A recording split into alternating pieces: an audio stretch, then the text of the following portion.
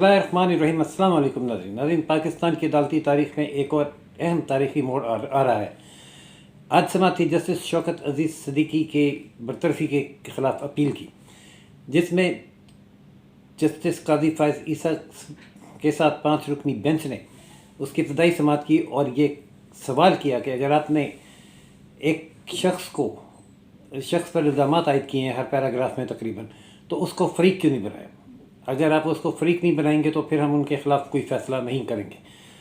और अगर आप चाहते हैं कि फ़ैसला हो तो फिर उनको फ़रीक बनाना लाजमी है ताकि उन्हें समाअत का मौका दिया जाए और नाइंसाफ़ी ना हो।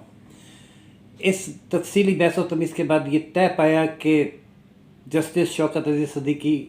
उनको ज़ेर दबाव लाने वाली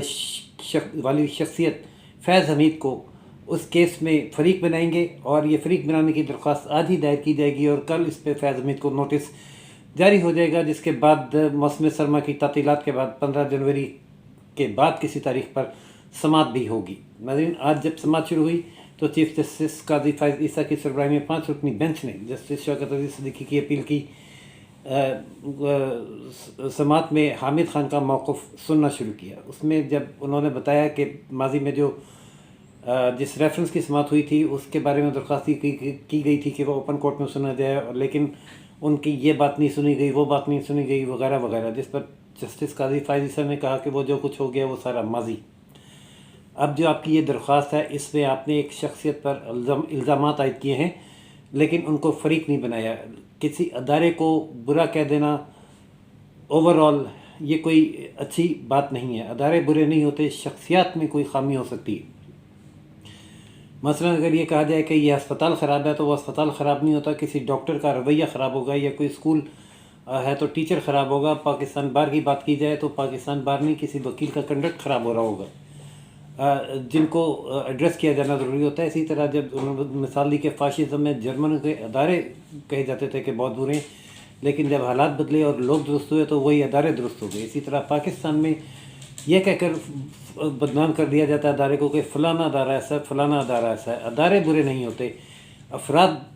के कंडक्ट जो हैं वो क्वेश्चनेबल होते हैं। अगर आपने एक शख्स पर इल्ज़ामात आयद किए हैं जिनके ख़िलाफ़ आपने रावलपिंडी बार में तकरीर भी की थी,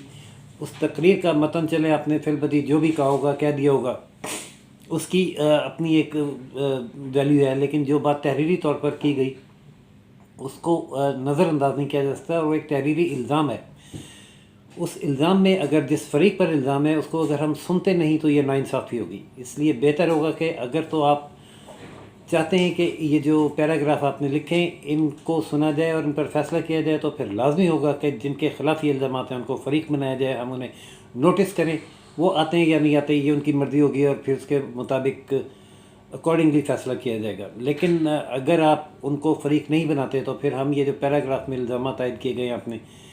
इनको नहीं सुनेंगे और आप अपनी पिटीशन रीफ्रेस करेंगे और सिर्फ आइनी और कानूनी दलाइल देंगे। इस बहस व तमीज़ के बाद हामिद खान साहब ने जस्टिस शौकत अज़ीज़ सिद्दीकी से मशवरा करके, जो कि उनके क्लाइंट हैं, ये कहा कि वो जस्टिस फैज़ हमीद साहब को फ़रीक बनाने पर तैयार हैं और आज इसकी एप्लीकेशन दे देंगे।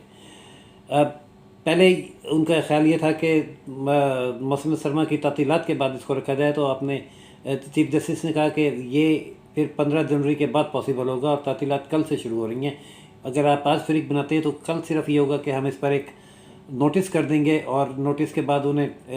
15 जनवरी तक का टाइम मिलेगा कि वो अपना जवाब तैयार करें, जमा कराएँ और बहस के लिए अपने आप को तैयार करें। और अगर आप चाहते हैं कि आप पर कोई दबाव नहीं है, हम कोई अदालत का ये काम नहीं होता कि वो किसी को मजबूर करे या एक काम करने पर या ना करे। अगर आप फ़रीक नहीं बनाना चाहते तो भी आपकी मर्ज़ी, और बनाना चाहते हैं तो फिर आप आज दरख्वास्त दें। जिस पर हामिद खान ने ये इस्तदा की कि उन्हें वो आज ही दरख्वास्त देना चाहते हैं, वो ये दरख्वास्त देकर उन्हें फैज़ हमीद को फ़रीक बना लेंगे, और तय हुआ कि कल जो है ये दोबारा समाअत के लिए मुकर्रर होगा, और कल सिर्फ़ और सिर्फ इस दरख्वास्त पर जिस शख्सियत को फ़रीक बनाया जा रहा है नया, उसको नोटिस जारी कर दिया जाएगा कि वो अपना जवाब, इस पटिशन का जवाब अदालत में जमा करवाएं और हाज़िर होकर अपना मौक़िफ़ पेश करें। नाज़रीन, इससे पहले कभी ऐसा नहीं हुआ कि इन अदारों के इन अफराद को جن کے بارے میں ہر بات زبان زد عام ہے، لوگ باتیں تو کرتے ہیں لیکن عملی اقدام آج تک کبھی کسی نے کرنے کی نہ کوشش کی نہ جرأت ہوئی، حتیٰ کہ جب یہ جسٹس شوکت عزیز صدیقی کا ریفرنس زیر سماعت آیا تھا تو اس وقت بھی یہ کہا گیا اور بارہا کہا گیا میڈیا میں بھی اور خود کورٹ میں بھی کہ ایک فریق کو تو آپ سزا دے رہے ہیں لیکن جو دوسرا فریق ہے جس نے یہ دباؤ ڈالا اس کے بارے میں بھی تو کچھ لکھیں اور اس کے ادارے کو ہی کہیں کہ وہ اس کے خلاف کارروائی کرے جس نے اپنی ڈیوٹی سے ہٹ کر ایک دوسرے ادارے پر یعنی عدلیہ پر دباؤ ڈالنے کی کوشش کی، لیکن ایسا کچھ نہیں ہوا۔ اس وقت کی عدلیہ نے نہ تو نام لیا اس ادارے کا نہ اس فرد کا، اور صرف اپنے ادارے کے ایک شخص کو صرف اس الزام پر کہ انہوں نے اس شخص سے اپنے چیمبر میں ملاقات کیوں کی اور اس کی اطلاع ہمیں کیوں نہیں دی، برطرف کر دیا۔ ناظرین، اس برطرفی کے خلاف اپیل کی آج سماعت ہوئی اور سماعت کی جسٹس قاضی فائز عیسیٰ کی سربراہی میں 5 رکنی بینچ نے، جس میں جسٹس اعجاز الاحسن صاحب نے بیٹھنے سے معذرت کی تھی، جو کہ پہلے اس کیس کی سماعت کر چکے تھے۔ آج کی سماعت کے بعد یہ طے ہونے کے بعد کہ فریق بنایا جائے گا، جسٹس فیض حمید کو انہیں اجازت دے دی گئی ہے کہ وہ ایک